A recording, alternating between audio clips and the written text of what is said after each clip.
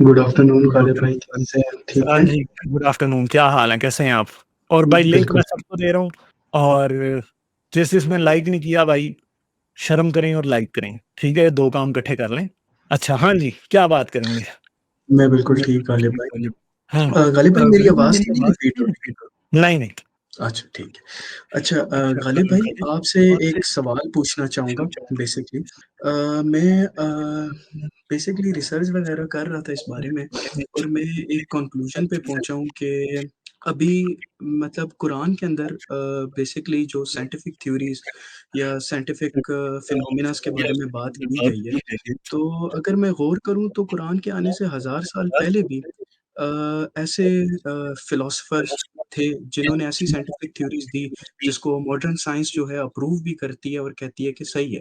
For example जैसे आपकी एक वीडियो भी है जिसमें आपने बात की कि अर्थ के सर्कमफ्रेंस के बारे में एक फिलोसोफर ने बात की थी और मॉडर्न साइंस उसे अप्रूव भी करती है, ठीक है? हुँ, और उस बंदे के ऊपर ना तो कोई वही उतर रही थी, ना ही उसके पास कोई ऐसा इल्म आ रहा था ऊपर से, वो उसकी खुद की ज़हानत, ठीक है? तो हुँ, अब जो कुरान भी है अगर वो भी यही काम कर रहा है, तो मुझे ऐसा नहीं लगता कि वो कुछ ऐसा हट के या अलग कोई काम कर रहा है, ठीक हो गया? लेकिन मुझे ये कन्फ्यूज़न यहाँ पे आके हो जाती है कि अगर लेट्स सपोज़ हज़रत मोहम्मद जो हैं, वो अपना कल्ट जो है लेट्स सपोज़ वो अपना कल्ट जो है बड़े सक्सेसफुल तरीके से उसे फैला भी लेते हैं, लोग भी उसके फॉलोवर्स बन जाते हैं, ठीक है? तो एक बंदा फ़िलॉसफ़ी के ऊपर, पोएट्री के ऊपर, बायोलॉजी के ऊपर, केमिस्ट्री के ऊपर, फ़िज़िक्स के ऊपर और मतलब मुख्तलिफ़ डायमेंशन्स के ऊपर इतनी ज़्यादा बात कैसे कर सकता है? दोबारा पूछिएगा ज़रा, मैं ज़रा टाइप कर रहा था, मेरी कुछ चीज़ मैं मिस कर गया। जी, जी, 1 सेकंड। मैं किधर से दोबारा बोलूँ? तो आपने कैसे ये बात की है कि एक बंदा इतनी ज़्यादा चीज़ों पे कैसे रख सकता है? किसके बारे में की है? कुछ ग्रीक फिलोसोफर्स के जी, बारे में? जी, जी, मैं ये कह रहा हूँ कि हज़रत मोहम्मद जो हैं, लेट्स सपोज़ अगर वो जो है अपना एक फ़ेक रिलिजन जो है उसे प्रमोट कर रहे हैं, ठीक है? लेकिन उसको प्रमोट करते वक़्त बहुत से डिफरेंट पर्सपेक्टिव्स पे बात करते हैं, जैसे बायोलॉजी होगी, एस्ट्रोलॉजी होगी, साइंस होगी और उसमें से कुछ थ्योरीज़ आज मॉडर्न साइंस उसे अप्रूव भी कर रही है। कुछ पे अभी तक रिसर्च नहीं हुई और कुछ पे मौलवी खुद अपनी तरफ से जोड़ने की कोशिश करते हैं, ठीक है? तो मतलब मुझे ये बात समझ नहीं आती कि अगर मैन मेड रिलीजन है, तो एक सिंगल बंदा इतने सब कुछ चीज़ें कैसे कवर कर पा रहा था? इस पे मतलब अगर आप मेरी रहनुमाई कर दें। तो मैन मेड है तो हम ये थोड़ी कहते हैं कि सिंगल मैन ने बनाया है। कौन कहता है ये? कोई भी नहीं। मैं तो नहीं ये कहता कि सिंगल मैन ने बनाया हुआ है भाई। यार हज़रत मोहम्मद ने क्या कहा होगा, ये आप और मैं नहीं जानते हैं। जैसे कि मैं आपको सिंपल सी बात बताता हूँ कि जैसे बड़ी सिंपल बात है कि हज़रत अली पे वो एक हकायत या एक स्टोरी है, सॉरी, हज़रत अली के बारे में। वो स्टोरी क्या कहती है पता है आपको? नहीं, वो नहीं मुझे नहीं स्टोरी ये पता। कहती है कि हज़रत अली खलीफा थे। 2 औरतें उनके पास आई। उन्होंने उनके पास एक बच्चा था और उन्होंने ये कहा दोनों ने कि ये मेरा बच्चा है, ठीक है? तो क्या हुआ जी, अब वो दोनों मान ही नहीं रही थी इस बात को कि इन दोनों में से किसका बच्चा है, ठीक है? तो हज़रत अली को आखिर पे ये फैसला करना पड़ा कि एक तलवार लाओ और इस बच्चे को दरमियान में से काट के आधा-आधा इन दोनों को दे दो। तो जो माँ थी वो बोल पड़ी, असल वाली कि नहीं-नहीं इसको ही दे दो, काटो नहीं। आपको पता है कि ये वाक़या बाइबल में मन-ओ-मन ऐसे ही लिखा हुआ है, हज़रत सुलेमान से रिलेटेड, ठीक है? तो इससे ये पता लगता है कि किसी ने वो किस्सा हज़रत अली के ऊपर कॉपी करके और किताबों में डाल दिया। हालाँकि उसकी सच्चाई की कोई बात नहीं है, झूठा किस्सा है टोटल। तो फिर हम कैसे मान लें कि ये जो बाकी की चीज़ें हैं, ये अब हज़रत मोहम्मद ने या हज़रत अली ने खुद तो नहीं डाला होगा ना? किसने डाला होगा? और किताबें किसने लिखी हैं जिन्होंने डाला? हज़रत मोहम्मद ने तो नहीं लिखी। तो ये बात याद रखें कि हदीसों में मौजूद किस्से और कुरान में मौजूद किस्से हैं। ये आपकी और हमारी गलतफ़हमी है कि इनका कुछ हज़रत मोहम्मद से या कुरान से या इन चीज़ों से लेना-देना जो है वो किसी लेवल पे वाक़ई हज़रत मोहम्मद से करता है कनेक्ट, नहीं करता है। ये सब कुछ क्या है? ये लोगों ने चीज़ें लिखी और पैदा की हुई हैं, ठीक है? तो आप अगर ये समझें कि एक आदमी के पास इतना नॉलेज कैसे हो सकता है, तो कौन कह रहा है कि एक आदमी के पास नॉलेज था? ये तो शायद अरबों का कंबाइंड नॉलेज था। इस बारे में कोई ये नहीं कह सकता कि जो ये सारे का सारा है कुरान, ये हज़रत मोहम्मद ने लिखा है। आपको पता है ना कि वो इम्रुल कैस की थी कोई बेटी कि पता नहीं कोई शायर था अरब का, उसकी बेटी हज़रत फ़ातिमा के पास आई और जी हज़रत फ़ातिमा ने उसे कुरान की सूरत सुनाई है, कोई कुरान की सूरत पढ़ रहा था कोई, तो वो रोने लग गई, ये तो मेरे बाप की है और थी वो कुरान की। तो ये कुरान किसी एक शख्स ने मतलब कोई कभी भी एक शख्स नहीं बना सकता। मज़हब इतनी बड़ी चीज़ होती है कि एक शख्स इसे बना ही नहीं सकता। हमेशा एक से ज़्यादा लोगों ने ही बनाया होता है, चाहे वो कैथोलिक रिलीजन हो, यहूदियों का हो, क्रिश्चियंस का हो, हिंदुओं का हो, ये सब लोगों ने बनाए हैं और ज़्यादा लोगों ने बनाए हैं, ठीक है? ठीक है, लेकिन गालिब भाई, अगर एक बंदे ने नहीं बनाया और मुख्तलिफ लोगों ने बनाया है, तो अगर वो सारा काम भी कर रहे हैं, तो क्रेडिट तो उस शख्स को जा रहा है ना। तो किसी की फ़ायदा तो ज़हानत उनको अगर हो रहा है ना। आप क्या समझते हैं कि जब वो बासी मज़हब बना रहे थे, तो क्या वो क्रेडिट हज़रत मोहम्मद को दे रहे थे, इसलिए दे रहे थे कि उनको हज़रत मोहम्मद से बहुत अकीदत थी? नहीं। इंसान ने जितने भी मज़हब बनाए हैं, वो अल्टीमेटली तो खुदा के मत्थे लगाए हैं ना। तो खुदा को क्यों इंसान क्रेडिट देता है? भैया जिस नाम से अथॉरिटी मिलती है ना, उससे बात मंसूब की जाती है। फ़र्ज़ करें कि आपने जिस बहन-भाई ने अपने माँ-बाप की जायदाद हथियानी होती है ना अपने बहन-भाइयों से, वो किसी पॉइंट पे कहता है कि ये बाप मेरा मकान, उसने कहा था कि ये सिर्फ़ तू लेगा और कोई नहीं लेगा। ये बिल्कुल ऐसी बात है। समझ गए हैं बात? ये बिल्कुल लिटरली ऐसी बात है कि आप जैसे मरे हुए माँ-बाप के अंगूठे लगवा रहे होते हैं ना, इसी तरह आप मरे हुए लोगों के किस्से काट रहे होते हैं। पता है ना तो आपको? बिल्कुल, बिल्कुल ऐसे। हुँ। तो गालिब भाई, अगर मतलब क्योंकि ये भी एक बात हमें मेरे ख़्याल से इस्लामियात की किताब में ही पढ़ाई जाती है बचपन में, कि हज़रत मोहम्मद को किसी शख़्स ने कहा कि भाई ये काम छोड़ दो, और हज़रत मोहम्मद ने कहा कि मेरे अगर एक हाथ में चाँद रख दो और दूसरे हाथ में सूरज रख दो, तो फिर भी मैं ये काम नहीं छोड़ता। तो एक इंसान की इतनी मतलब ज़हनी कैपेबिलिटी हो सकती है, रेगिस्तान में रहते हुए, कि भाई वो क्रेडिट दे रहा है एक अथॉरिटी को, और उसको ये बात समझ भी आती है कि अगर मैं इस डिवाइन अथॉरिटी को क्रेडिट ना दूँ, तो मेरी कोई बात नहीं मानेगा। चलें आप ये कह रहे हैं कि हज़रत मोहम्मद ने ये कहा कि मैं मेरे एक हाथ पे सूरज और दूसरे पे चाँद भी रख दो, तब जी, भी मैं अपने अपने अपनी दावत का काम तबलीग से बाज़ नहीं आऊँगा। बहुत बड़ी बात है ये। और आप समझते हैं कि इसकी वज़ह से हज़रत मोहम्मद को नबी मानना चाहिए और उनके पैगाम को सच्चा समझना चाहिए। समझते हैं आप? नहीं, नहीं, मैं तो यही आपसे ही सवाल नहीं, कर नहीं, रहा हूँ कि एक चलें बंदे चलें को मुसलमान समझता है, आप नहीं समझते। क्या हज़रत मोहम्मद ने अपने मज़हब के लिए जान दी थी? बताएँ? ये तो अब बताएँ तो उसने तो सही कहा हाँ या कि ना में बताएँ ना। नहीं, नहीं, नहीं। अब मैं ज़रा अगर मैं आपको अगर मैं आपको एक शख़्स का नाम बताऊँ कि उसने अपने मज़हब के लिए जान दी थी, तो क्या जी, मुसलमानों को उसे मान लेना चाहिए? जीसस की बात नहीं कर रहा हूँ मैं। जी, जी।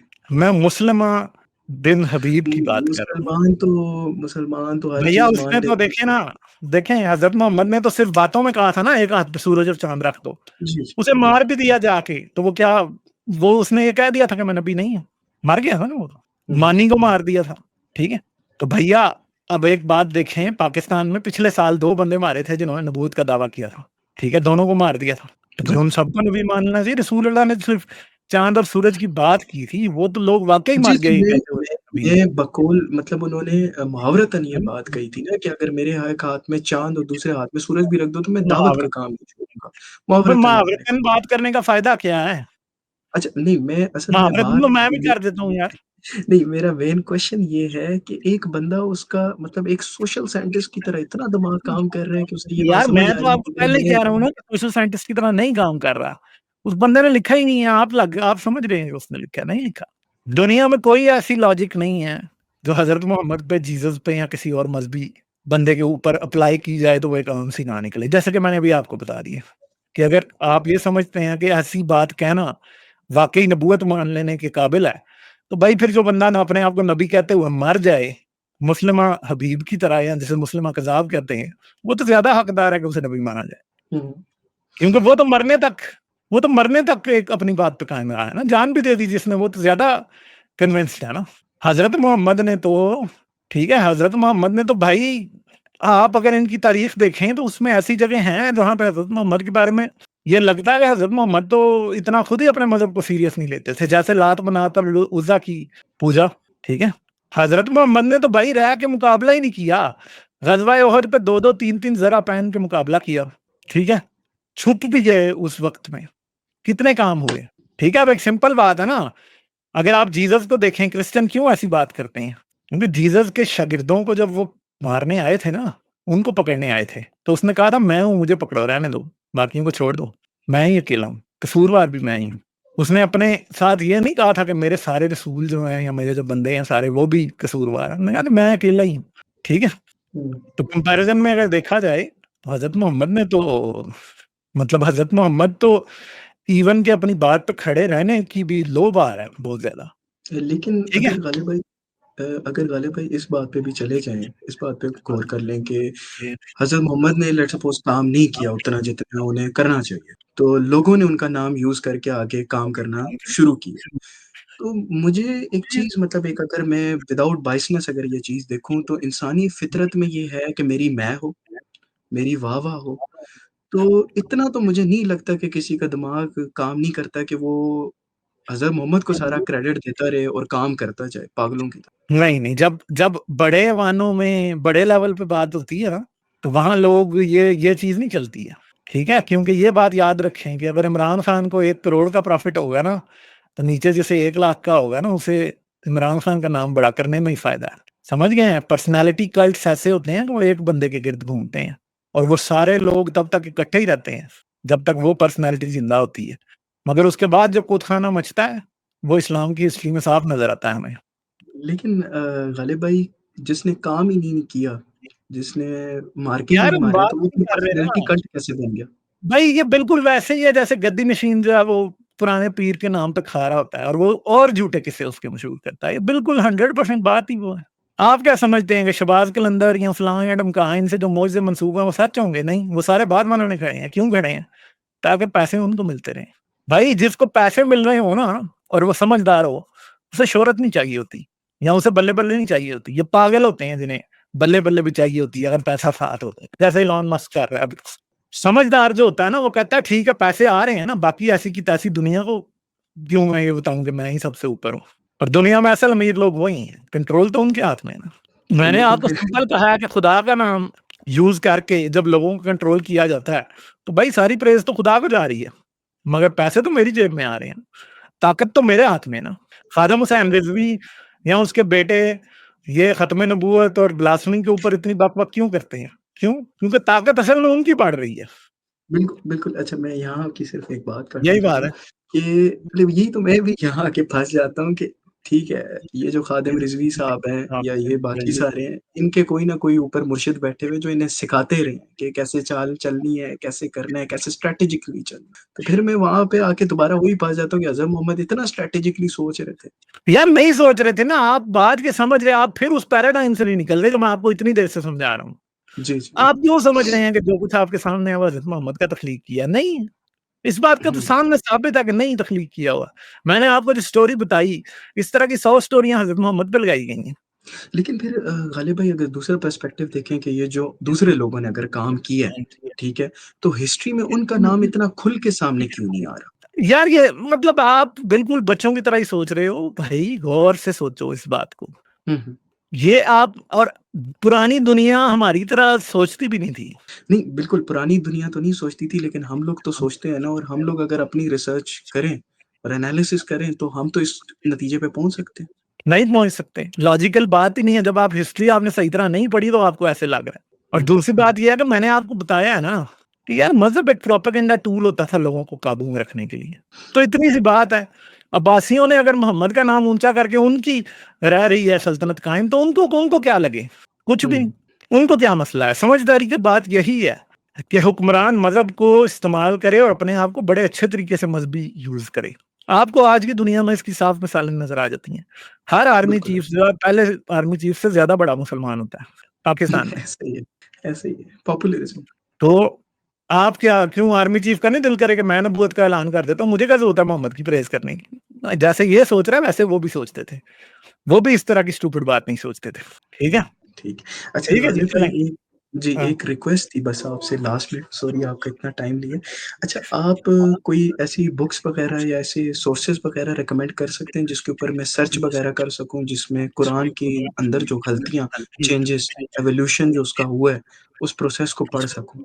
यार 100 किताबें हैं, ठीक है? इधर मैंने आपको क्या थी यार वो original sources of the Quran Thomas pistol की है, फिर जॉन वॉन्सब्रो की किताबें हैं, थोड़ी मुश्किल हैं, ठीक है? हुँ, कुरानिक हुँ। स्टडीज़। अगर आपने पढ़ना है तो मैं 100 बार इस चैनल पे बता चुका हूँ कि इब्न बराक की किताबें पढ़ें, उसने पुराने लोगों के काम को भी ज़बरदस्त तरीके से करके उसकी कमेंट्री की है और उसने खुद भी किताब लिखी हुई है, why I am not a Muslim. Hmm, hmm. Ali Dashti को पढ़ लें, 23 साल। पढ़ें आप पढ़ने के लिए आप ढूँढेंगे तो मिले क कम मिलेंगी इतनी किताबें हैं। सही, सही। ठीक है जी, अच्छा गालिब चलें। भाई एक रिक्वेस्ट भी थी अगर आपसे कि अगर आप अपना माइंड नहीं करिएगा अगर आप अपने कोर्स क्यों नहीं लॉन्च करते जिसके ऊपर हम आपसे सीखें? अपने कोर्स नहीं लॉन्च करते यार, कोर्स का नाम पता नहीं यार, मुझे इस बारे में कोई पता नहीं है, ठीक है? तो और इस पे मैं कुछ तो वैसे सोचेंगे आप? इस्लाम के बारे में कोई बात करते हुए वैसे ही इस्लाम मेरे ख्याल एवोल्यूशन वगैरह इस तरह की साइंसी चीज़ों पे बात हुँ। करनी चाहिए ज़्यादा लॉजिकल ठीक है। लॉजिकल लॉजिकल हाँ, थिंकिंग, क्रिटिकल थिंकिंग पे या जो कोई नहीं ऐसे ही रिलिजन हर को हर हफ्ते आपको 5 घंटे का कोर्स कराते हैं यार, आप अभी भी खुश नहीं है। चलें फिर ठीक है, ठीक है, थैंक यू सो मच ठीक है। गालिब भाई आपका हाँ, इतना टाइम मैंने फिर दिया, फीस बहुत ले ली शुक्रिया। किसी से तो उन्होंने सबने मुझे कह रहे हो ये पैसे ठग रहा है, ठीक है? हाँ, नहीं, चलें नहीं, नहीं, सही नहीं, बात। आप करें हम ज़रूर सपोर्ट करेंगे चलें आपको। Okay, okay, okay, bye, thank you so much Ghalib भाई, बाय, टेक बाय। केयर। मुकम्मल वीडियो देखने का शुक्रिया। जाने से पहले लाइक, सब्सक्राइब और शेयर ज़रूर करें। ये चैनल आप लोगों की सपोर्ट से चलता है। आप मज़ीद सपोर्ट के लिए पेट्रियन या बाय मी अ कॉफ़ी भी इस्तेमाल कर सकते हैं। इन दोनों का लिंक वीडियो की डिस्क्रिप्शन में है। आपकी सपोर्ट मेरा हौसला बढ़ाती है। आपकी सपोर्ट का शुक्रिया।